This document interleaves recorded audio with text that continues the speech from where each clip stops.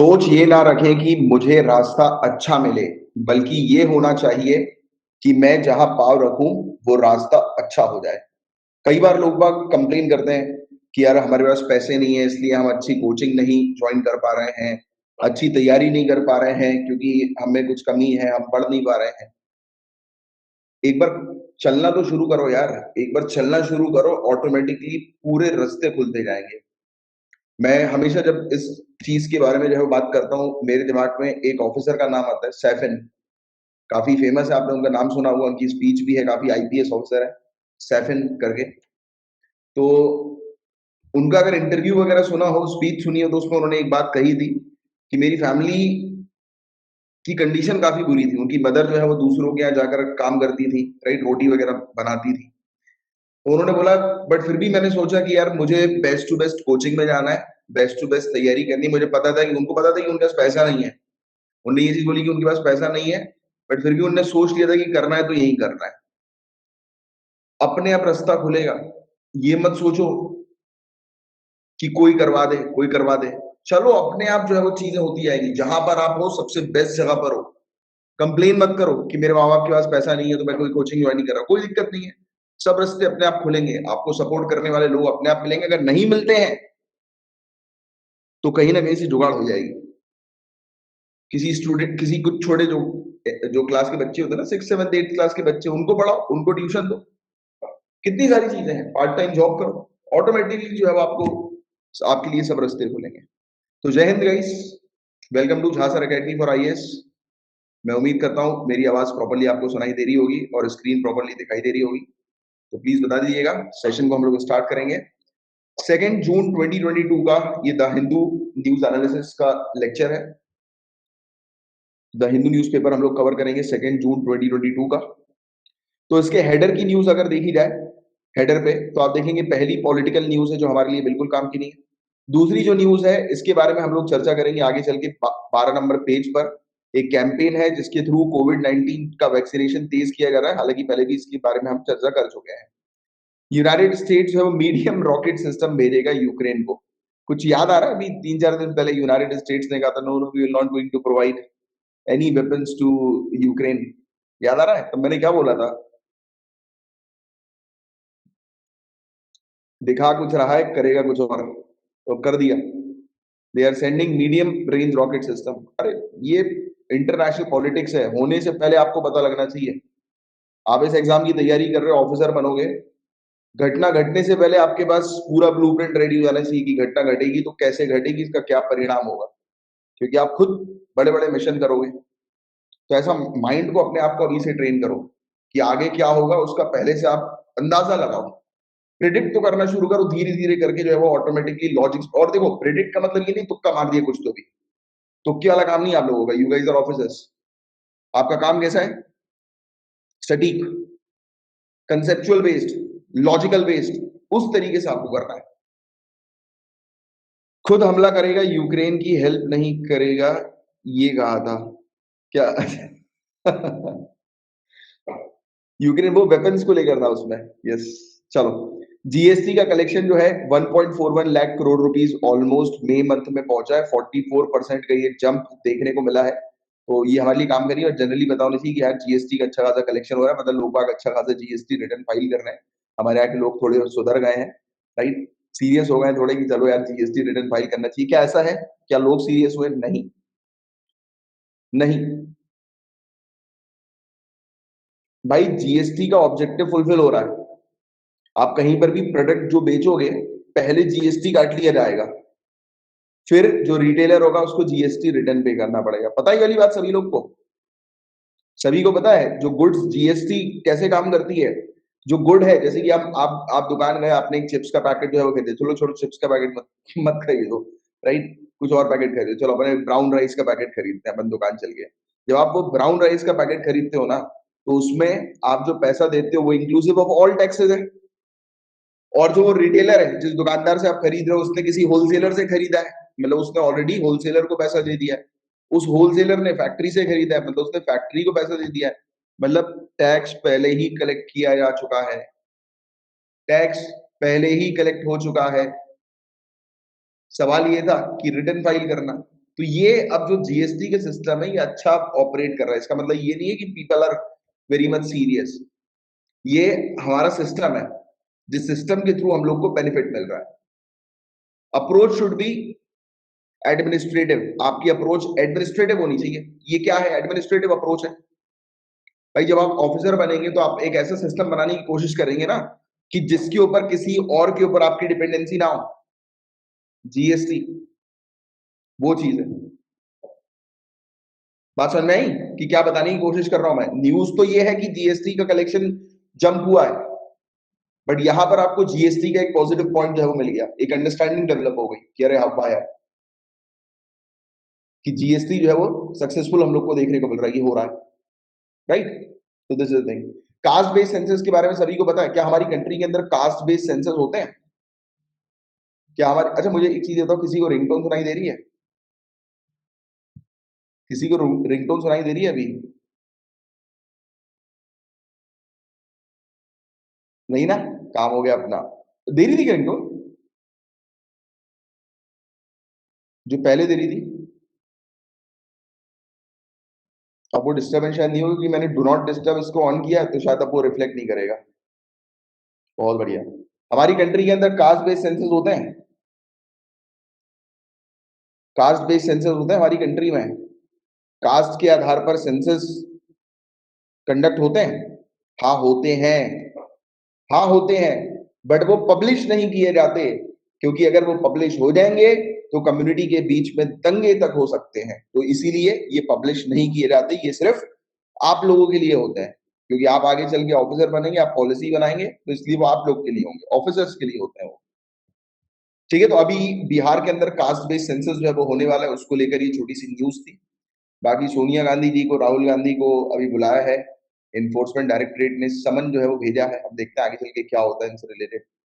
बाकी ये सब न्यूज हमारे लिए जो है वो काम की नहीं है, रिलेटेड न्यूज है। और बाकी प्राची जी, आज सुबह आप जो है वो बोल रही थी कुछ, ये देखिए आपके लिए दंत कांति आ गया। पतंजलि वालों ने आपका सुन के द हिंदू में एक ऐड डाल दिया है। चलो, सो पहले पेज ये अपना फिनिश होता है, और जो भी स्टूडेंट जिन्हें लाइव सेशन अटेंड करना है हमारा, आप बिल्कुल फ्री में लाइव सेशन अटेंड कर सकते हैं। जस्ट आपको व्हाट्सएप करना है इस नंबर पर 9713282838। आपको एक्सेस जो है वो प्रोवाइड करा दिया जाएगा, और सभी लोग लाइव सेशन अटेंड किया करो। बाकी सेकंड पेज पे हम आ गए हैं, महाराणा प्रताप जी की ये फोटो हम लोग को देखने को मिल रही है, इनकी जयंती, महाराणा प्रताप जयंती 2 जून 2022। तो ये एक फैक्ट थोड़ा सा ध्यान में रखना। बाकी महाराणा प्रताप सिंह जी के बारे में पहले भी हम लोग कवर कर चुके हैं, और दोबारा से कवर करेंगे आगे चल के। बाकी सेकंड पेज में कुछ नहीं है, और ये हमारा 12 मंथ्स का कोर्स है जिसको आप ज्वाइन कर सकते हैं। पूरा जीएस का पेपर 1 2 3 4 की प्रॉपर तैयारी करवाई जाती है। आज ही 2 एडमिशन जो है वो हुए हैं। और ठीक है, फ्री मेंस का आंसर राइटिंग का भी कोर्स अवेलेबल है। तो Jha sir academy for IAS ये यूट्यूब चैनल है अपना, इस चैनल को सर्च करो, प्लेलिस्ट पे जाओ, 70 घंटे का एक कोर्स है, इस कोर्स को फिनिश करो रोज आधा आधा घंटा करके। बाकी सेकंड पेज पे ये देखो, आंगनवाड़ी वर्कर्स को लेकर एक टॉपिक है। तो हालांकि आज हम लोग आशा वर्कर्स के बारे में डिस्कस करेंगे, राइट? तो ये टॉपिक हमारे लिए काम करनी है। यही वो कश्मीर वैली में इश्यूज जो है वो चल रहे हैं, किलिंग्स वगैरह हो रही हैं, उसको लेकर ये टॉपिक हम लोग को देखने को मिला था। बाकी ये पॉलिटिकल न्यूज है, ये वाली भी पॉलिटिकल न्यूज। ये ऋषि कोंडा हिल्स कहाँ पर है? ये एक्चुअली बताया गया कि एपेक्स कोर्ट का जो है वो ऑर्डर था, एनजीटी के बैन को इन्होंने हटा दिया है। ऋषि कोंडा हिल, ये तो मेन टॉपिक जो है वो काम का नहीं है, मेन चीज है ऋषि कोंडा हिल्स। तो कोई बता सकता है ऋषि कोंडा हिल्स कहाँ पर है? याद रखना, विशाखापट्टनम आंध्र प्रदेश, लिख लो कहीं पर, विशाखापट्टनम आंध्र प्रदेश में ये हमें ऋषि कोंडा हिल्स जो है वो देखने को मिलती है। नेक्स्ट पेज एडिटोरियल की तरफ जाते हैं हम लोग। ये वाला एडिटोरियल की हम लोग बात करें, बहुत अच्छा एडिटोरियल है, हेल्थ केयर से रिलेटेड, हेल्थ सर्विस से रिलेटेड। ये एडिटोरियल चंद्रकांत लहारिया जी का लिखा हुआ है, और चंद्रकांत लहारिया भी एक प्राइमरी केयर फिजिशियन और पब्लिक हेल्थ स्पेशलिस्ट है। ये इवन नेशनल हेल्थ मिशन के इम्प्लीमेंटेशन में भी इन्वॉल्व है। अब इसमें आपको काफी सारे मेंस के पॉइंट मिलेंगे, जैसे कि शायद आपको पता होगा इसकी आशा के जो वॉलंटियर्स है उनको बिगेस्ट इंटरनेशनल रिकॉग्नाइजेशन मिला है वर्ल्ड हेल्थ ऑर्गेनाइजेशन के ग्लोबल हेल्थ लीडर्स अवार्ड 2022 का। याद आ रहा है, हमने डिस्कस किया था वर्ल्ड हेल्थ ऑर्गेनाइजेशन का ग्लोबल हेल्थ लीडर्स अवार्ड जो है वो आशा वर्कर्स को मिला है। आशा का फुल फॉर्म याद रखना, एक्रीडेटेड सोशल हेल्थ एक्टिविस्ट। तो इनको जो है वो रिकॉग्नाइज किया गया है और इनके कार्य को रिकॉग्नाइज किया गया था कि कोविड-19 के दौरान जो है उन्होंने बहुत ज्यादा काम किया, राइट? जनता जो है, लोग जो है उनको अवेयर किया, उनको घर पे रखा और जिन जिन लोगों को कोविड हो गया था उनकी हेल्प करी, राइट? और आशा जो है उन्होंने, आशा के वर्कर्स ने भी एक्स्ट्राऑर्डिनरी कंट्रीब्यूशन किया है। जैसे कि अगर हम बात करें हमारी कंट्री के अंदर प्राइमरी हेल्थ केयर सर्विस के एक्सेस को उन्होंने बढ़ाया है घर-घर जा जाकर, और साथ ही साथ जैसे कि मैटरनल और चाइल्ड हेल्थ इंक्लूडिंग इम्यूनाइजेशन, यानी कि माताओं को वैक्सीन लगाई गई, बच्चों को वैक्सीन लगाने का काम किया इनके वॉलंटियर्स ने, राइट? और हाइपरटेंशन, जिसको ब्लड प्रेशर की प्रॉब्लम वगैरह, उसको ठीक किया, डायबिटीज को ठीक करने में मदद करी, टीबी को ठीक करने में मदद करी, रूरल एरियाज में, अर्बन एरियाज में, राइट? और स्पेशल फोकस मेनली किन जगहों पर रखा गया, जिन जगहों पर मतलब हमें देखने को मिलता है कि जो रीच है, एक्सेस जो है वो डिफिकल्ट है, तो उन जगहों पर मेनली टारगेट किया गया। और आशा का आउटस्टैंडिंग रोल ये है कि इंडिया को उन्होंने पोलियो फ्री बनाया, मतलब बनाने में मदद करी, एफर्ट्स डाले आशा वर्कर्स ने, वॉलंटियर्स ने। और इन्होंने रूटीन बेसिस पर जो इम्यूनाइजेशन जो होता है, यानी कि जो टीकाकरण का जो कार्यक्रम वगैरह चलते हैं, तो उसमें इन्होंने काम किया। मैटरनल मोर्टेलिटी, माताओं की जो मृत्यु होती है बेबी को बर्थ देते समय, तो उसको इन्होंने रिड्यूस करने पर काम किया। और इन्होंने न्यूबॉर्न बेबी, जब नया-नया बच्चा होता है तो ऑब्वियस सी बात है वो काफ़ी वल्नरेबल होता है, बहुत सारी डिज़ीज़ जो है वो उनको हो सकती है, राइट? तो उस समय उनको प्रॉपर केयर की आवश्यकता होती है, तो बच्चे के सर्वाइवल को इम्प्रूव करने में इन्होंने मदद करी, राइट? कॉमन इलनेस, जो छोटी-मोटी कॉमन जो बीमारियाँ होती हैं, राइट? तो उसको ट्रीट करने में मदद करी करी आशा के वॉलंटियर्स ने। और ये फैक्ट आप ध्यान रखो, ये लिखना है। इंडिया ने लॉन्च किया था आशा प्रोग्राम को कब? आशा का फुल फॉर्म भी लिख लेना, कब किया था? 2005 और 2006 के दौरान। और ये नेशनल रूरल हेल्थ मिशन का एक पार्ट था। और कोर जो आशा प्रोग्राम का है वो क्या है कि इस इंटेंशन से इसको बनाया गया है कि हमारी कंट्री के अंदर जो एरियाज हैं, जो लोकेशन है, जैसे एक गांव है, ठीक है? अब गांव के ही, उसी कम्युनिटी के ही कुछ सदस्य जो है उनको डॉक्टर्स, स्पेशलिस्ट ट्रेन कर दें और ये फिर वहां पर गांव में दूसरे लोगों को जो है वो ट्रीट करें। तो this was the intention, this was the objective, कि जो कम्युनिटी मेंबर्स की एक कैपेसिटी बिल्डअप करना कि वो खुद ब खुद अपनी जो हेल्थ है, सेहत है, उसका ध्यान रख सकें, राइट? तो ये इसका मेन ऑब्जेक्टिव हमें देखने को रहा था। और इसके अंदर और भी चीजें हैं कि जैसे कि अलग-अलग कंट्रीज के अंदर जो है वो शुरू हुआ 1970s, 1975, 2000 के कुछ प्रोग्राम से इंस्पायर होकर, राइट? वो हमारे लिए काम का नहीं है। मेनली इंडिया के पॉइंट ऑफ व्यू से बात करें तो आपको ये ध्यान में रखना है, मितानिन, क्या ध्यान में रखोगे? मितानिन। तो मितानिन का मतलब है फीमेल फ्रेंड, छत्तीसगढ़ी में। तो छत्तीसगढ़ का एक प्रोग्राम है, एक इनिशिएटिव है मितानी, जो कि शुरू हुआ था मई 2020 में, और इसी ने ही इंस्पायर किया आशा प्रोग्राम को। आशा प्रोग्राम को डिजाइन करने का बिगेस्ट इंस्पिरेशन मिला छत्तीसगढ़ के इस इनिशिएटिव से, जिसका नाम है मितानी, 2002 के इनिशिएटिव से, राइट? और 2005 और 6 में आशा प्रोग्राम को लॉन्च कर दिया गया। तो ये वाली चीज ध्यान रखना कि इंडिया के अंदर आशा को जो है वो इंस्पायर किया है छत्तीसगढ़ के इनिशिएटिव मितानी ने, या मितानिन ने, राइट?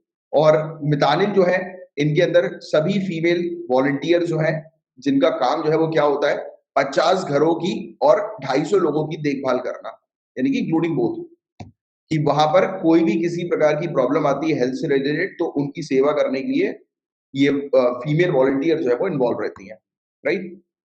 तो ये चीज हम लोग को छत्तीसगढ़ के अंदर देखने को मिली। और अब होता ये है कि आशा के जो वर्कर्स हैं, वॉलंटियर्स हैं, इनको इंसेंटिव प्रोवाइड किया जाता है बेस्ड ऑन देयर परफॉर्मेंस, कि वो जैसा परफॉर्म करेंगे उस हिसाब से उनको इंसेंटिव दिया जाएगा। हालांकि एक बड़ा ड्रॉबैक है, क्योंकि यार जो व्यक्ति जुड़ा हुआ है हेल्थ केयर सर्विसेज में इन्वॉल्व है, तो सरकार को उसको रेगुलर पे करना चाहिए रेदर देन टास्क वाइज पे करने की जगह, राइट? तो ये एक चीज है, ये एक लैकिंग इसकी हम लोग को जो है वो देखने को मिली। और अच्छा भी है एक प्रकार से, क्योंकि आप जितना ज्यादा काम करेंगे आपको उतना पे आउट जो है वो मिलेगा। बट फिर भी पे आउट जो है वो उसका कई बार डिले हो जाता है, ये भी एक ड्रॉबैक है। कई बार बहुत कम पे आउट मिलता है, राइट? तो ये भी एक इशू है जो कि डिमोटिवेशन का विषय जो है वो बन चुका है आशा वर्कर्स के बीच में, आशा वॉलंटियर्स के बीच में। तो ये भी एक इशू हम लोग को देखने को मिलता है, राइट?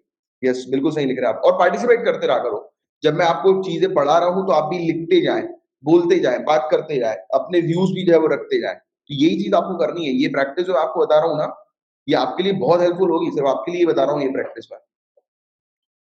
चलो, यस बिल्कुल, प्राची जी ने सही लिखा कि रेगुलर पे जो है वो इम्प्लीमेंट करना चाहिए। अमित जी ने भी लिखा कि डिस्करेज करता है ये इशू कि उनको रेगुलर पे नहीं मिल रहा, राइट? और मोटा अमाउंट जो है, अच्छा अमाउंट जो है वो नहीं मिल रहा। These are the issues. When newly appointed Asha struggle to find their way and coordinate things within the villages and with the health system, their linkage with two existing health and nutrition system functionaries। अब देखो हो क्या रहा है, देखो चीजें बहुत अच्छी हैं, हमारे पास प्रोग्राम आंगनवाड़ी वर्कर्स का भी है, ऑक्सिलरी नर्सेस मिडवाइफ का भी है, और साथ ही साथ आशा वर्कर्स का भी है। अब ये तीन प्रोग्राम्स के बीच में कोऑर्डिनेशन, कोलैबोरेशन और कम्युनिकेशन की रिक्वायरमेंट है, सीसीसी की रिक्वायरमेंट है, कोऑर्डिनेशन, कोलैबोरेशन, कम्युनिकेशन। तो इनके बीच में इसकी जो है वो रिक्वायरमेंट है। और हालांकि ये तीन ऐसे विलेज लेवल के आप कह सकते हैं कि इनिशिएटिव्स हैं जो कि विलेज को हेल्थ के मामले में और डेवलपमेंट के मामले में जो है वो आगे बढ़ाने से रिलेटेड है। तो आप ये तीन इनिशिएटिव विलेज लेवल के ध्यान में रखना, अगर क्योंकि हेल्थ इशू से रिलेटेड क्वेश्चन आएगा ही आएगा मेंस में। और हेल्थ के क्वेश्चन में अगर आप ग्रास रूट लेवल की जब बात करते हैं, वो भी बिल्कुल फैक्ट को रखकर, तो आपका आंसर बहुत अच्छा बनता है। तो ये चीज बस इतना सा लिख लो कि विलेज लेवल पर तीन प्रोग्राम्स चलते हैं जो कि हेल्थ और न्यूट्रिशन से रिलेटेड है, या हेल्थ न्यूट्रिशन डेवलपमेंट से रिलेटेड। ठीक है, तो ये एक चीज है। और ए के बीच की अगर हम बात करें, तो आशा जो है वो इकलौते हम लोग को ऐसे देखने को मिल रहे हैं जिनकी फिक्स सैलरी नहीं है। आशा वर्कर्स को फिक्स सैलरी नहीं दी जाती है, इनको करियर प्रोग्रेशन की इनके पास कोई अपॉर्चुनिटी नहीं है, परफॉर्मेंस बेस्ड इंसेंटिव इनको दिया जाता है, राइट? और इसके अलावा पेमेंट जो है लो मिलती है, डिले पेमेंट मिलती है, जिसके बारे में मैंने अभी आपको बताया। और ये सब इश्यूज हैं, इसके कारण इनको डिससेटिस्फेक्शन होता है, और इसी के कारण काफी स्टेट्स में आशा वर्कर्स ने, वॉलंटियर्स ने प्रोटेस्ट भी जो है वो किया है। और कुछ चीजें ऐसी हैं जिसको सुधारने की आवश्यकता है। पहली चीज, इंडियन स्टेट्स को आज की डेट में एक मैकेनिज्म बनाना चाहिए जिससे कि आशा वर्कर्स को बेहतर पे मिल सके, बेहतर रेम्यूनरेशन मिल सके, बेहतर सैलरी मिल सके। परफॉर्मेंस बेस्ड इंसेंटिव जो है ये इंटरप्रेट नहीं करना चाहिए आशा के साथ कि no matter how much and how hard they work need to be paid the lowest of all health functionaries. ऐसा नहीं होना चाहिए यार कि जैसे कि गवर्नमेंट एक स्टाफ है, हेल्थ केयर स्टाफ है, और आशा वर्कर्स है। अगर आशा वर्कर्स अच्छा परफॉर्म कर रहे हैं तो उनको गवर्नमेंट के जो रेगुलर स्टाफ है उनसे ज्यादा पे करना चाहिए, राइट? क्योंकि आप अच्छा परफॉर्म कर रहे हो तो आप ज्यादा पे करो। ऐसा नहीं है कि आप आशा के वर्कर्स हैं तो आपको लो ही पे करना है, वो माइंडसेट को हटाना है, राइट? तो दिस इज द थिंग। तो इसमें चेंजेस जो है लाने की आवश्यकता है, स्पेशली रेम्यूनरेशन में, राइट? फिर इसके अलावा जैसे सोशल सेक्टर सर्विस के बेनिफिट जो है एक्सटेंड किए जाए, जैसे कि हेल्थ इंश्योरेंस आशा वर्कर्स और उनकी फैमिलीज के लिए, राइट? तो ये ऐसी चीजें देखी जाए, सोशल सेक्टर सर्विसेज। तो उससे और भी, क्योंकि क्या होता है कि दो तीन चीजें होती हैं गाइस, अगर आप किसी कंपनी को ज्वाइन करते हो तो उस कंपनी के अंदर आपको सैलरी तो मिलती है, बट उसके अलावा आपको इंश्योरेंस मिल जाए, आपको बहुत सारे पर्क्स मिल जाए, आपको गाड़ी वाड़ी मिल जाए, आने जाने की व्यवस्था हो जाए आपकी, तो आप ज्यादा खुश रहते हो। जैसे होता है ना कि कई बार कुछ लोग जो होते हैं, भले ही आपको सैलरी जो है वो 5,000 कम मिल रही है दो कंपनी के बीच में, बट आपको बहुत सारी चीजें जो है ये पर्क्स मिल जाते हैं, तो फिर आप उस कंपनी की तरफ जो है वो अट्रैक्ट हो जाते हो, राइट? भले ही सैलरी कम है बट पर्क्स ज्यादा है, तो भी खुशी मिल जाती है, राइट? होता है ऐसा, ये राइट, पर्क्स वगैरह, परक्विजिट्स। सर कौन डिसाइड करता है आशा वर्कर्स के परफॉर्मेंस को कि वो अच्छा है या बुरा है? ये देखो क्या होगा कि आप लोग डिसाइड करेंगे, राइट? ये ऑफिसर्स होते हैं, ये मतलब राउंड पर जो है वो जाते हैं। जब आप राउंड पर जब जाओगे, राइट, वैसे तो आपके अंडर भी जो पीएस रहेंगे, राइट, आपके जो सेक्रेटरी, आपके नीचे वाले जो वो रहेंगे ऑफिशियल्स, तो आप उनको जो है वो भेजोगे जनरली। बट फिर भी कई बार आईएएस ऑफिसर्स भी जो है वो जाते हैं, चेक करते हैं कि किस तरीके का जो है परफॉर्मेंस चल रहा है, राइट? तो वो सब चीजें, इवन कई कई केस में पंचायत सेक्रेटरी जो होते हैं वो भी आईएएस ऑफिसर होते हैं, तो वो जो है वो रिपोर्ट करते हैं, राइट? कई केसेस में हम लोग को देखने को मिलता है कि किस तरीके का परफॉर्मेंस चल रहा है इनका, तो वो चीजें। और इतनी बात समझ में आई, तो ये चीजें हैं कि ये सब इंप्रूवमेंट जो है वो लेकर आना है, राइट? आशा के वर्कर्स को जो है वो मोटिवेट करना है, राइट? कि वो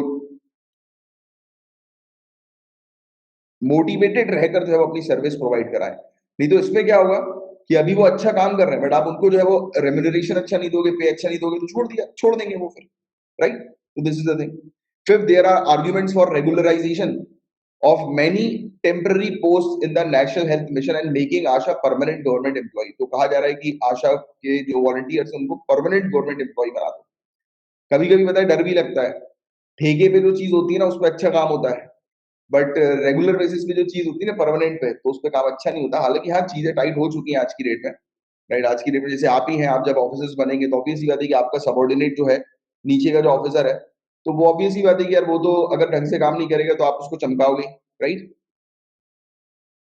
सर अगर ये 3 ग्रास रूट अथॉरिटीज़ को एक दूसरे को क्रॉस चेक करने का काम दिया जाए, तो शायद इम्प्लीमेंटेशन अच्छा होगा और रेगुलर भी होगा। नहीं, नहीं, नहीं, पता है उससे उससे ये नहीं होगा। नहीं, देखो एक चीज़ ध्यान से सुनो शिवानी जी, रेगुलेट करने के लिए तैयारी आप कर रहे हैं। उन लोग जो हैं, उनको ट्रेन किस पर्पज़ के लिए किया गया है कि आपको सर्विस देनी है। आपको हेल्थ केयर सर्विस देनी है, न्यूट्रिशियस सर्विस प्रोवाइड करानी है। एडमिनिस्ट्रेटर या रेगुलेटर हर कोई नहीं बनेगा। एडमिनिस्ट्रेटर, रेगुलेटर वो बनेगा जिसकी कैपेबिलिटी है, राइट? तो ये चीज़ कभी मेंस में मत लिखना कि आपस में, जब आप आपस में लोगों को उनका टास्क छोड़ के रेगुलेशन का टास्क दोगे ना, तो they will regulate more and do work less.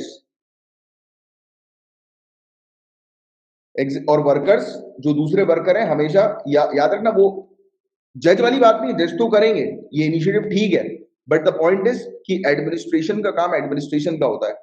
आप अगर एडमिनिस्ट्रेशन का काम अगर आप ये आंसर में लिख दो, आप अपने इंटरव्यू में बोल दो, तो वो आपसे बोलेंगे कि फिर हमें आपकी क्या जरूरत है, ये आपके ऊपर भारी पड़ जाएगा। बात समझ रहे हो प्रैक्टिकली?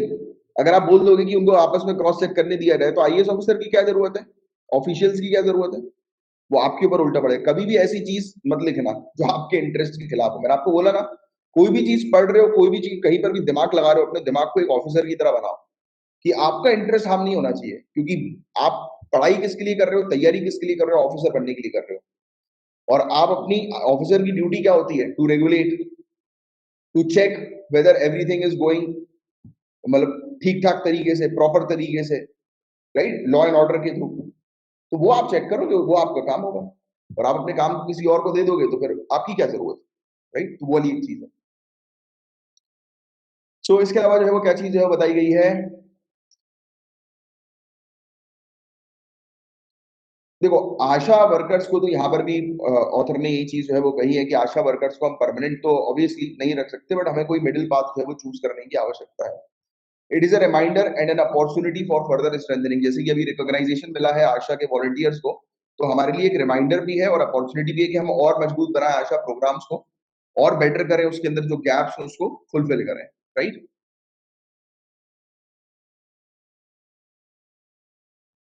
एग्जैक्टली। चलो क्लियर। दूसरा वाला आर्टिकल जो है वो काम का नहीं है हमारे लिए।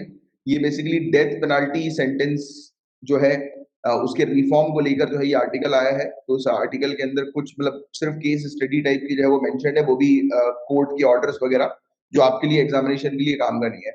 आज ही हमने जो है वो पुलिस रिफॉर्म के बारे में डिस्कस किया। पता ना जरा कि पुलिस रिफॉर्म का कौन सा केस है?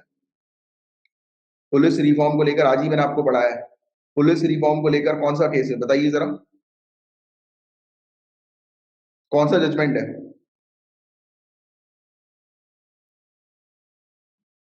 हेलो हेलो, मेरी आवाज आ रही है?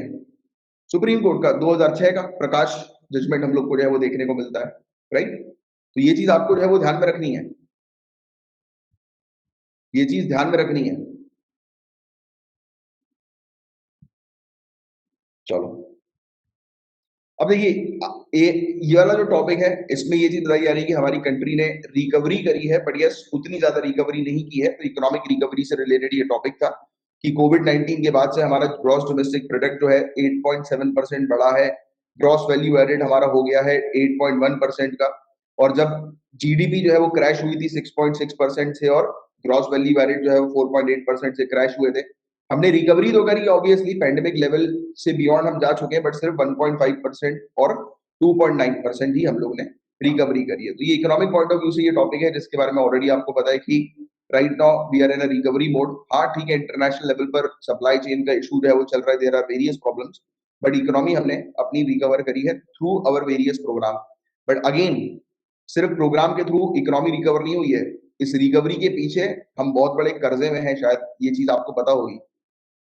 पता है ना आपको कि इस रिकवरी के पीछे एक बहुत बड़ा कर्जा है हमारे ऊपर, इंडिया ने बहुत ज्यादा लोन जो है वो लेके रखा हुआ है, और उसके लोन के बदले में ये रिकवरी हम लोग को देखने को मिल रही है। तो लॉन्ग टर्म के लिए अभी भी ठीक नहीं है। जितने भी इकोनॉमिस्ट हैं उनसे अगर आप बात करेंगे, पूछेंगे, जिस आर्टिकल से हम लोग पढ़ते हैं, तो लॉन्ग टर्म के लिए अभी ये बिल्कुल भी हम स्टेबल पाथ में नहीं आए। तो ये फैक्ट भी आप ध्यान में रखिएगा।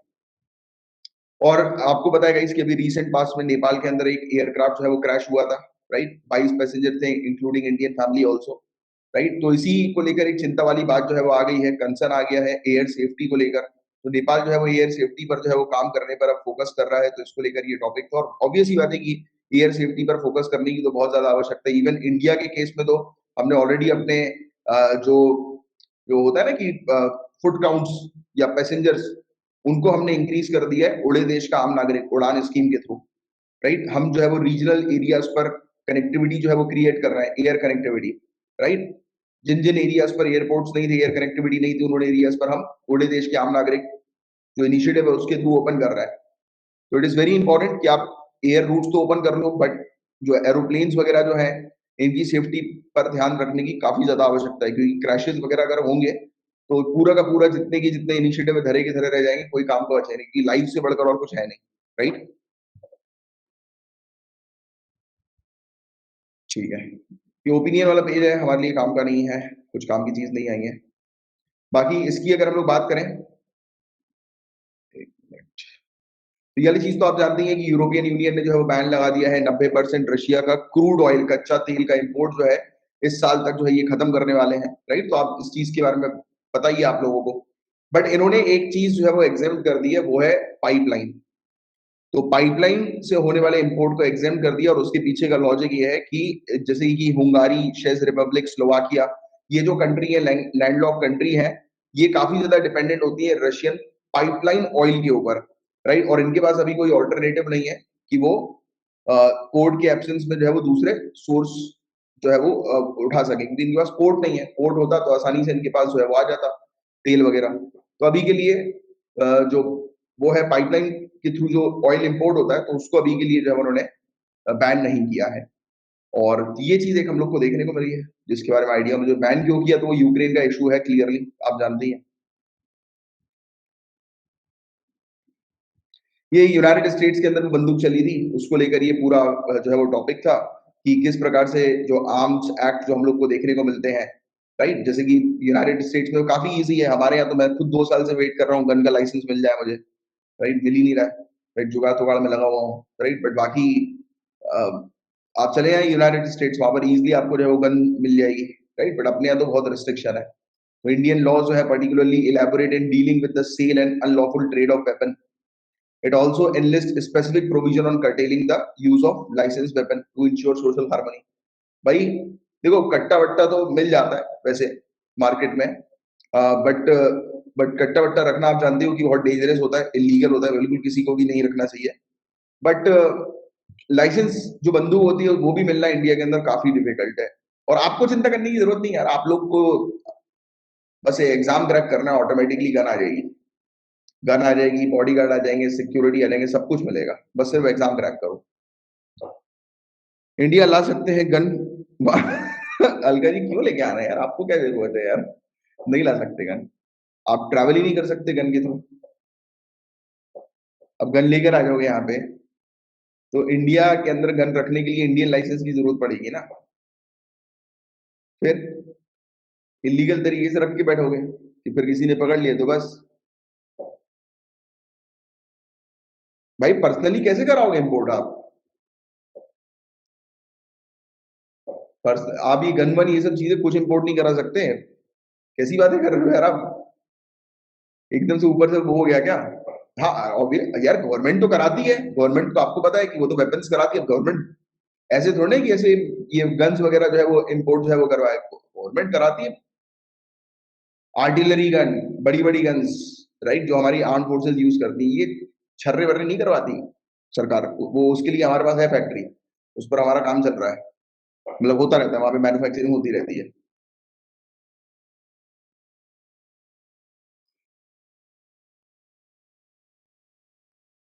टाटा, टाटा अट्रैक्ट हो जाएगा, बैंड बज जाएगी। नहीं, वैसे तो आर्म्स एक्ट के थ्रू होता है ये, अगर आप इलीगल वेपन्स अपने पास रखें तो टाटा वाटा नहीं होता, वो तो टेररिस्ट के लिए है। आर्म्स एक्ट के थ्रू जो है वो होता है। ठीक है, तो ये चीज आप थोड़ी सी ध्यान रखिएगा।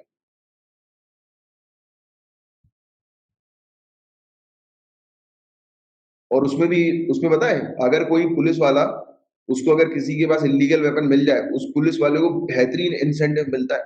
कट्टा पकड़ने के लिए, इलीगल वेपन पकड़ने के लिए पुलिस वालों को मस्त इंसेंटिव दिया जाता है, और प्रमोशन भी उनका फिर फास्ट फास्ट होने लगता है अगर कट्टा वट्टा पकड़ा लिया जाए तो।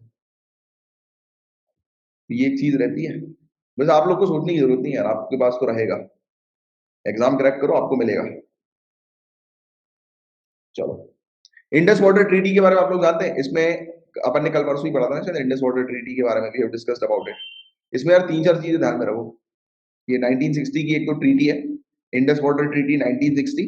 इसमें ट्रीटी के थ्रू क्या करते हैं हम लोग, इंडस नदी का पानी जो है वो पाकिस्तान को प्रोवाइड कराते हैं। इंडिया और पाकिस्तान के बीच में ये ट्रीटी है।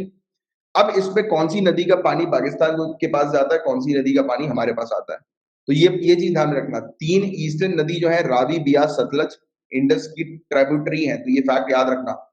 तीन ईस्टर्न नदी, रावी, बियास, सतलज, तो ये जो है वो इंडिया को एलोकेट की गई है इसका पानी। और वेस्टर्न नदी जो है, इंडस, झेलम, चेनाब, ये एक्सक्लूसिवली पाकिस्तान को जो है वो दी गई है, कुछ पर्टिकुलर लिमिटेड एरियाज को छोड़कर।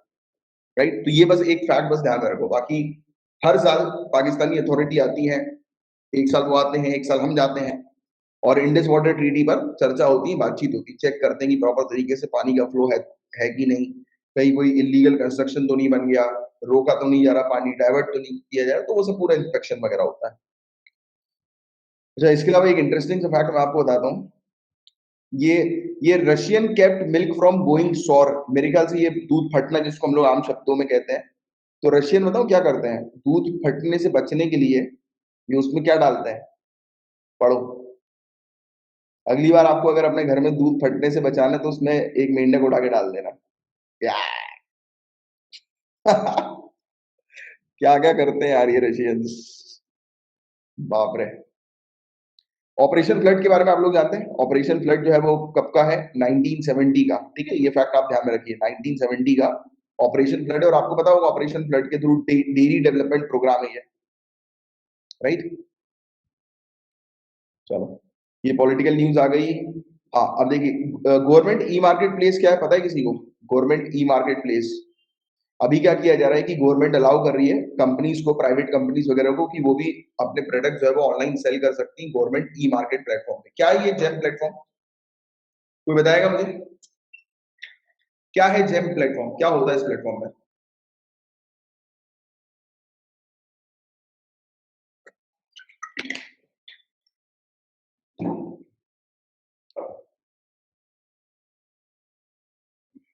बताओ। अरे एक्टिव हो यार, इतने सारे लोग देखते हैं और एक्टिव नहीं रहते, बिल्कुल कमेंट वमेंट किया करो। गवर्नमेंट सामान नहीं बेचती बेटा, सुनो, गवर्नमेंट सामान नहीं बेचती है। इस पर्टिकुलर वेबसाइट में क्या होता है कि इस वेबसाइट में लोग अपने प्रोडक्ट जो है वो रख देते हैं, और उन प्रोडक्ट्स को ठेके पे सरकार खरीदती है। मतलब जैसे होता है ना कि जनरली पहले क्या होता है, सरकार टेंडर देती थी।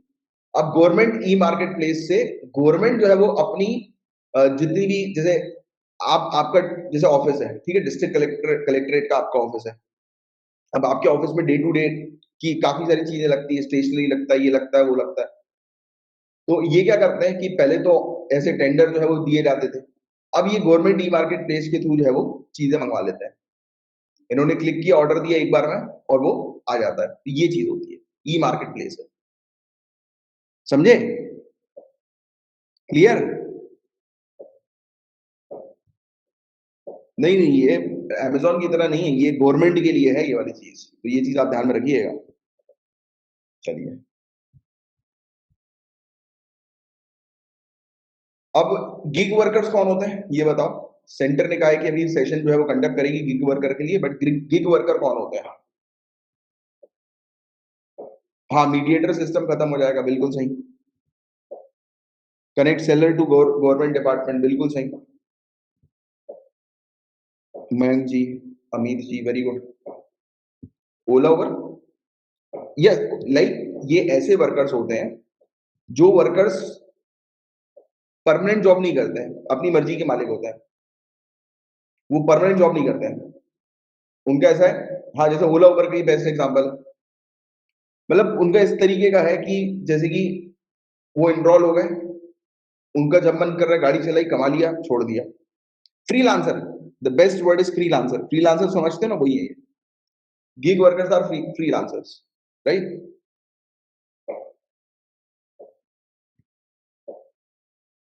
ठीक है।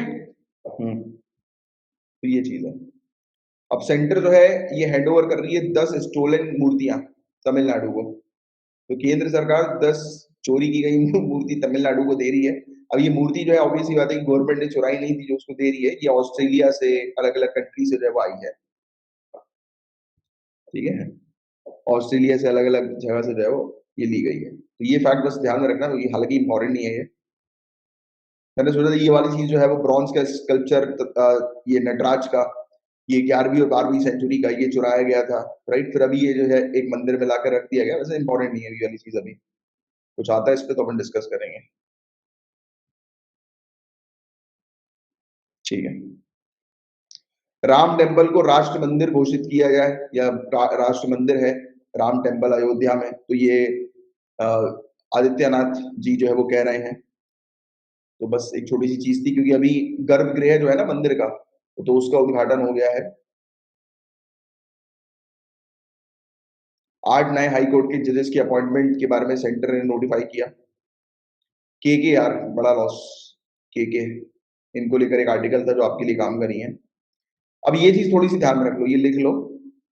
हर घर दस्तक, हालांकि पहले लिख के रखा होगा आपने, स्पेशल क्लास में भी आया है ये, हर घर दस्तक 2.0 कैंपेन। 2 महीने के कैंपेन है। इस कैंपेन के थ्रू डोर टू डोर जाकर जो है वो वैक्सीन लगवाई जाती हैं, राइट, लोगों को। और स्पेशल फोकस रखा जाता है ओल्ड एज होम्स के ऊपर, स्कूल्स के ऊपर, कॉलेज के ऊपर, प्रिजन के ऊपर, और जो भट्टी है जहाँ पर बनती है ना ईंट की भट्टी वगैरह, तो वहां पर ईंट पकाई जाती है जहाँ पर, वो।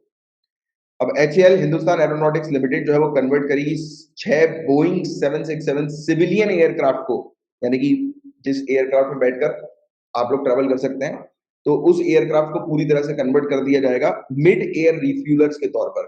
कि हमारी इंडियन एयरफोर्स जो है वो चल रही है, अब अचानक से हमारे पास फ्यूल की कमी हो गई, तो आपने वो वीडियोस देखे हैं कि हवा में ही पेट्रोल जो है वो डाल दिया जाता है, गैसोलीन डाल दिया जाता है इसके अंदर, प्लेन के अंदर। पता नहीं वाली चीज आपको, कि फ्यूल जो है वो हवा में ही डाला जाता है।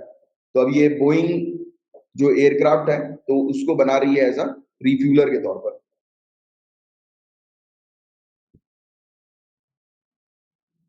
अच्छा मयंक जी, मेरे ख्याल से आज सुबह भी आपने मुझसे पूछा था, अरे यार जैसे ही ये फिनिश हो ना, तो उसके बाद लास्ट में एक बार जो है वो बात करेंगे अपन इसके बारे में, कि जो वर्किंग जो स्टूडेंट्स हैं वो कैसे जो है वो चीजों को मैनेज करें, तो वो मैं भी आपको बता दूंगा। अभी मैं लास्ट में बात कर लेते हैं, बस थोड़ा सा ही बचा हुआ है मेरे ख्याल से, अब इसमें और ज्यादा है नहीं। मेरे ख्याल से शायद खत्म ही हो गया है, ये एक आदमी न्यूज है बस। स्टार्टअप यूलू हम लोग को देखने को मिल रहा है। 1 लाख ई बाइक जो है ये डिप्लॉय करेगा। अभी इनिशियली बेंगलुरु, दिल्ली और मुंबई में करेगा। हालांकि ये भी इंपॉर्टेंट नहीं है, और फिर भी पता होना चाहिए कि इलेक्ट्रिक व्हीकल्स का प्रमोशन इस प्रकार से हमें देखने को मिल रहा है। ये वाली न्यूज तो आपको बताइए कि यूनाइटेड स्टेट्स जो है वो एडवांस रॉकेट जो है वो यूक्रेन को भेज रहा है। और यूनाइटेड स्टेट्स और ताइवान ये अपने ट्रेड इनिशिएटिव को लेकर एक रोड मैप तैयार करेंगे। तो यूनाइटेड स्टेट्स और ताइवान के बीच में ट्रेड रिलेशनशिप हमें देखने को मिल रही है। शंघई शंघई जो है चाइना की सबसे बड़ी सिटी है। यहाँ पर 2 महीने का लॉकडाउन था कोविड-19 के कारण, अब दोबारा से खुला है ये। ठीक है। तो ये एक चीज थी, और ये हमारा आज का लास्ट टॉपिक था, और इसी के साथ हमारा ये सेशन खत्म होता है। चलो मयंक जी से बात कर लेते हैं। देखो मयंक जी, आप जैसे किसमें हो, जॉब में हो आप, ठीक है। आप देखो पहली चीज क्या होती है, अगर आप हमारा बैच अगर ज्वाइन करेंगे, राइट, जो 13 जून से जो है वो शुरू हो रहा है, तो हमारे बैच में जो वर्किंग स्टूडेंट होते हैं, क्योंकि देखो मेरा ऑब्जेक्टिव क्या होता है कि आप लोग को एक स्ट्रेटेजी क्रिएट करके देना, कि आप जो है वो बेस्ट टू बेस्ट आउटपुट कैसे अचीव कर सकें। और मैं इंडिविजुअली स्टूडेंट्स की स्ट्रेटेजी क्रिएट करता हूँ, हर एक इंडिविजुअल की।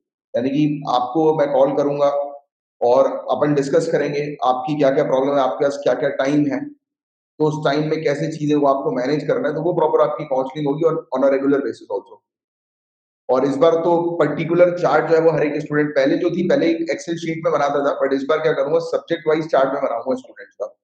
और उसमें पूरी आपकी, जैसे कि हर एक स्टूडेंट की इंफॉर्मेशन, की आपने कहाँ तक तैयारी कर ली है, अभी कितना आपका हो गया है, राइट, वो पूरी चीज जो है वो मेंटेन की जाएगी। तो उससे क्या फायदा होगा, उससे फायदा ये होगा कि आपको पता लगे कि आपकी तैयारी कहाँ तक जो है वो हो गई, और मुझे ही पता लगेगा, जिससे कि मुझे अगर लगे कि यार आप कहीं पर गड़बड़ कर रहे हो, तो फिर मैं अपलिफ्ट करूँ उस चीज़ को। और अब चलो बात करते हैं, आप अगर जैसे जॉब कर रहे हैं, देखो आपको चाहिए 8 घंटा। अब मैं जैसे मान लेता हूँ फॉर एग्ज़ाम्पल कि आप सुबह 10 बजे निकलते होंगे और 8 बजे आते होंगे घर, या 9 टू 5 की या 6 की आपकी जॉब है, ठीक है? यार सुबह साढ़े 4 बजे उठ सकते हो, क्यों नहीं उठ सकते? उठ सकते हो। भाई सुबह साढ़े 4 बजे उठो, 8 बजे तक पढ़ो। सिंपल 4 घंटे आपने निपटा यहाँ पे, साढ़े 3 4 घंटे। जब आप आ जाते हो घर 7-8 बजे, फिर पढ़ो, 12 बजे तक पढ़ो, 11 बजे तक पढ़ो, 10 बजे तक पढ़ो। स्टार्टिंग शुरुआत करो सिर्फ 4 घंटे से ऑन अ रेगुलर बेसिस, फिर धीरे-धीरे करके बढ़ाओ। क्योंकि एकदम से आप 8 घंटे पढ़ने लगोगे, अभी कैपेसिटी नहीं है ना। वो है ना कि अभी जैसे कि अभी हम अगर समोसा निकाला अपन ने और गरम-गरम खा लिया तो मुँह जल जाएगा। उसको फूको और ठंडा करके खाओ और मज़े ले लेके खाओ। तो आराम-आराम से अपन को पढ़ाई करनी है। ऐसा नहीं है कि अपन एक ही दिन में अपन बैठ गए 8-8 घंटे, 3-4 दिन तक पढ़ लोगे नो डाउट, बट उसके बाद फिर नहीं पढ़ पाओगे। तो जितनी कैपेसिटी उतनी लो। और आपको तो कुछ नहीं करना है, आपको जो लेक्चर्स प्रोवाइड किए जाएँगे, सिर्फ़ आपको उसको देखना है और जो टास्क मैं दे रहा हूँ, उसको बस कवर करना है, दैट्स इट। और टास्क भी क्लास के दौरान ही कवर करवाया जाएगा, मतलब क्लास के अलावा और कुछ करने की ज़रूरत ही नहीं है।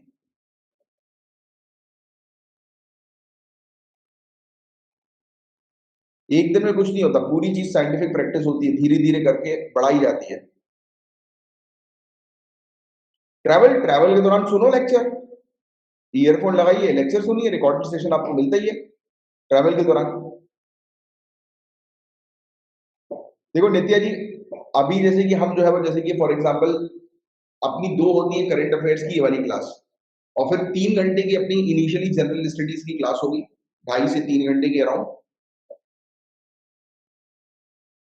ढाई से 3 घंटे की ऑन अ रेगुलर बेसिस, मतलब टोटल अभी जो आपका सेशन चलेगा, इस ये करीब साढ़े 4-5 घंटे का on on a regular basis चलेगा। हाँ भाई।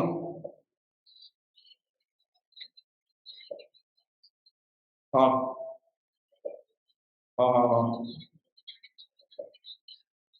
वो क्विनबा, तो वो आके बना लेना ना, ठीक है? ठीक है भाई। कहाँ जा रहे हो आप लोग? चलो ठीक है, ठीक है। हुँ। ठीक है गाइस, अब साइन ऑफ करूँ मैं? किसी को और पूछना है?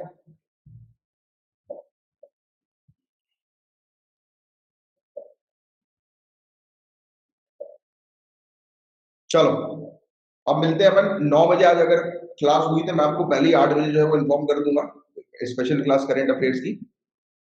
और अगर नहीं हुई तो कोई बात नहीं, मैसेज आ जाएगा आपके पास पहले से, ठीक है? जय हिंद।